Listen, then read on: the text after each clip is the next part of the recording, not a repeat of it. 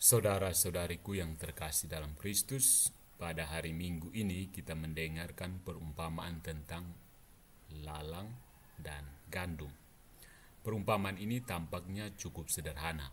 Saya pikir sebagian besar dari kita menafsirnya dengan mengatakan bahwa penaburnya adalah Tuhan. Dia menabur bersama Yesus dan dia menabur benih yang baik. Dan tentu saja benih yang baik adalah orang-orangnya. Dan kemudian musuh datang dan menaruh rumput liar di antara mereka. Jadi masalahnya sekarang apa yang harus kita lakukan? Hal pertama adalah mereka, orang-orang yang bekerja di sana berkata kepada tuannya, apa yang telah terjadi?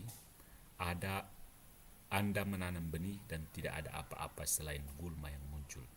Lalu mereka berkata, tapi tidak apa-apa. Kita akan menyiangi gulma dan kemudian kita akan kembali ke tempat kita mulai.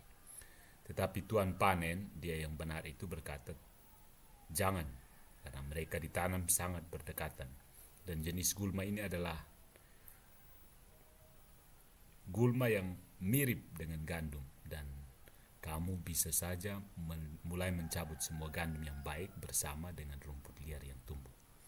Jadi kita akan membiarkan keduanya tumbuh dan kita membiarkan mereka mencapai masa panen. Dan kemudian kita akan mengambil rumput liar dan membungkusnya lalu memasukkannya ke dalam api. Dan kemudian kita akan mengumpulkan gandum dan memasukkannya ke dalam lumbung.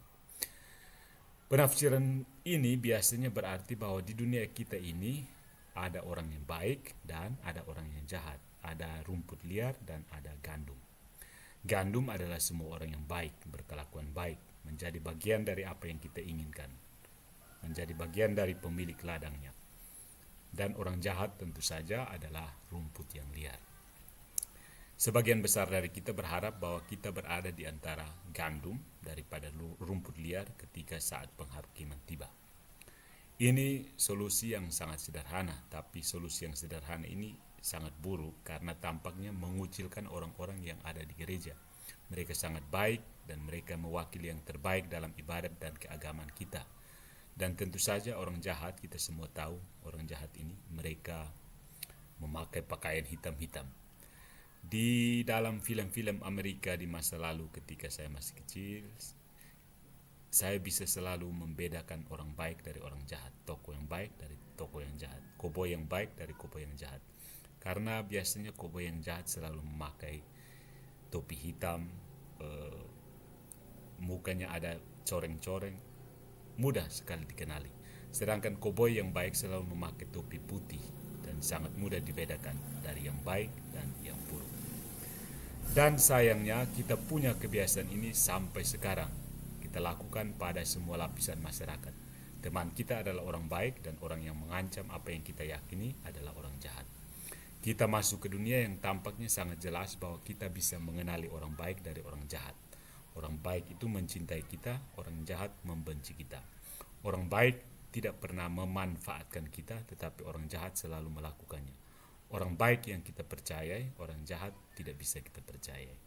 Dan ini menempatkan Yesus dalam posisi yang sangat-sangat. Karena kalau kita membaca Injil dengan sangat hati-hati, Yesus jauh lebih tertarik pada orang-orang jahat daripada orang-orang baik. Hal ini memang sangat sulit untuk dipahami, tapi benar adanya.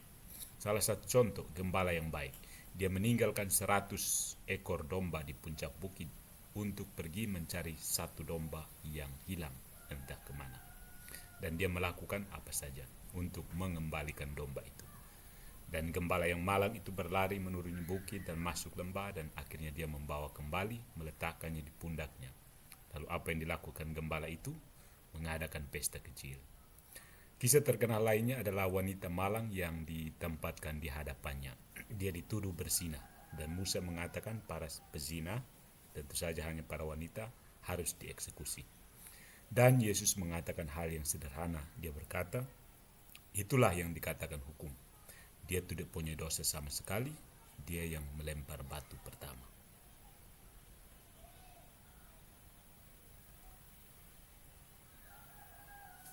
Dan ternyata mereka menjatuhkan kembali batu mereka dan menyadari betapa bodoh dan tidak adilnya hal tersebut. Ini semacam titik balik di mana orang-orang beragama pada umumnya bisa mengambil pelajaran yang luar biasa. Yesus bergaul dengan segenap lapisan masyarakat. Karena dia ingin tahu bahwa sampah masyarakat adalah, dia ingin kita tahu bahwa sampah masyarakat di mata kita justru adalah emas di mata Bapaknya. Dan kita sulit, karena kalau kita